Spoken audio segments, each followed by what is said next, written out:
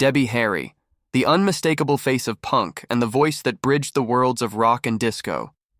With her platinum blonde hair and icy confidence, she embodied the raw, effortless cool of New York City.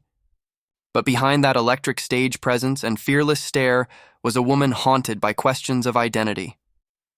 What hidden truths shaped her path? And how did one terrifying moment expose the vulnerability behind the legend? The reality of her story was far darker than anyone ever knew. She entered the world as Angela Trimble in Miami, 1945, but her life began again when she was adopted by Catherine and Richard Harry. Growing up in Hawthorne, New Jersey, she always felt like she didn't quite belong.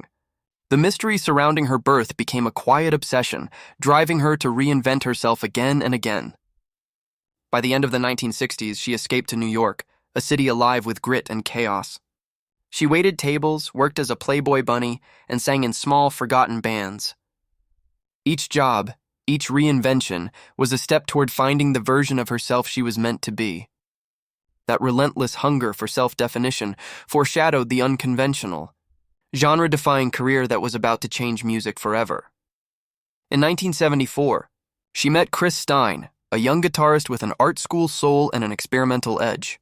Together, they created Blondie, a fusion of punk's attitude and pop's shine. By the late 70s, they were unstoppable.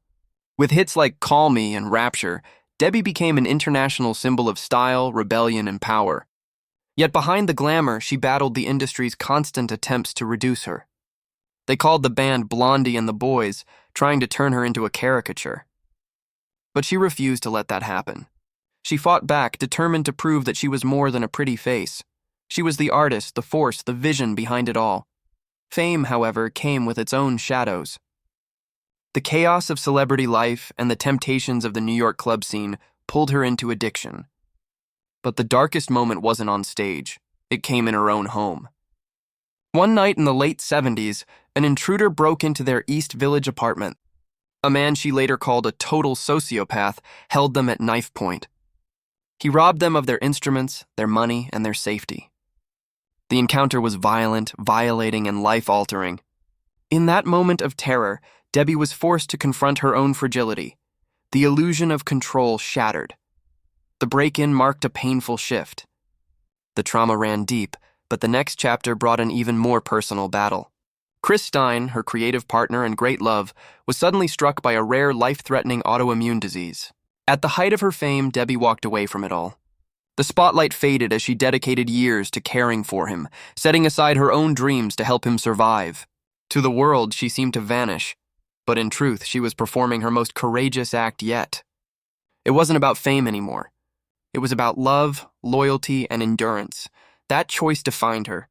Debbie Harry showed that real strength doesn't always roar from the stage. Sometimes it whispers in sacrifice.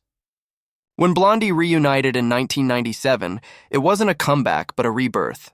She had lived through addiction, violence, heartbreak, and near loss, and emerged stronger than ever.